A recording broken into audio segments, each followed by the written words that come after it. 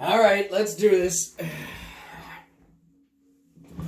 Welcome to episode 2 of Liam Small Abridges A History of Newfoundland by D.W. Prowse, 20 pages at a time until the bars open back up. Now, last going off, we were on page 20. It feels like page 600.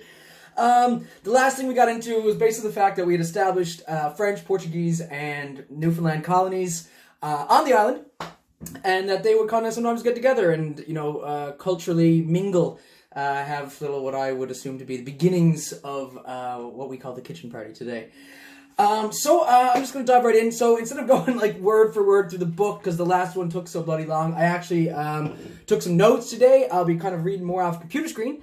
So hopefully that'll help things along, keep things going a little bit more smoothly. So diving right back into it, we basically get at, between the French, the Portuguese, and the English, there were two types of fishing at the time, which we still have today, and those are the shore fishery, which is fishing close to the shore, which is the morning to night thing, get up before the sun comes up, come back when the sun goes down, and then there's the deep sea, or what they call bank fishing, when you think like the Grand Banks, being out in the ocean, which is, deep ocean fishing. That was done in a different way, where like all the buys kind of hung off the sides and pulled up. This was like before nets. This was before what's called a bulto.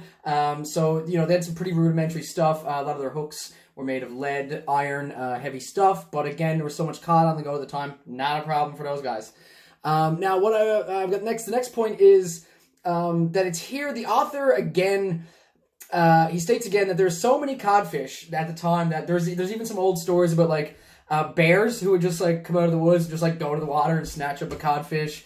And dogs who would just go in, catch a fish. There's one story in there about this pup from Île-aux-Morts, down there by Port Basque, who was, he was notorious. This dog apparently was notorious for jumping in the water and hauling out sculpins, right?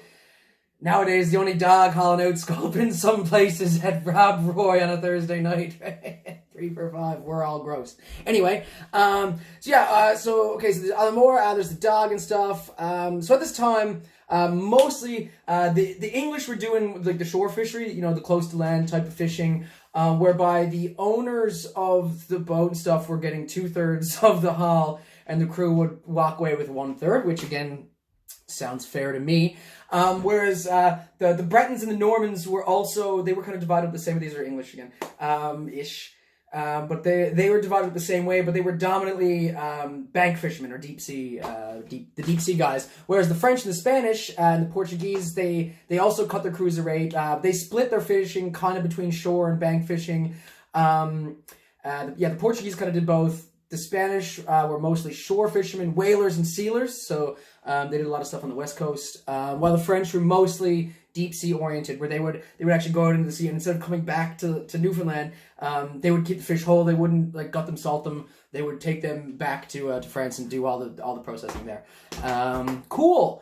Then we got moving on. Then we have some details with the size of the guys' boats. Some of the Portuguese ships were like 400 tons, manned by 40 guys and stuff. Whereas so the Portuguese had these like crazy ships. Like the Italians and the Portuguese were doing really good things with shipbuilding.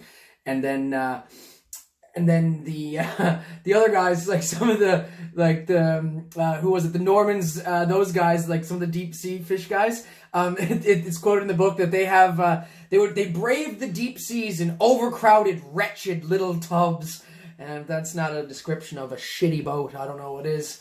Okay, and then we also touch on the fact that while most of the spoils went back to Europe, this is kind of the first time where we read about trading with the indigenous population on the isle. Now, obviously, we're going to run into some issues here, as this book was written in 1895, and where the language used and the bias of Christianity is more than a little bit prevalent, just in D.W. Prowse's writing. So I ran into that, and I was kind of like, ugh. So I'm going to try and approach like, anytime it comes up, basically, anytime, the indigenous populations come up as a sort of a sensitive thing, I'm going to try and handle it, as best I can.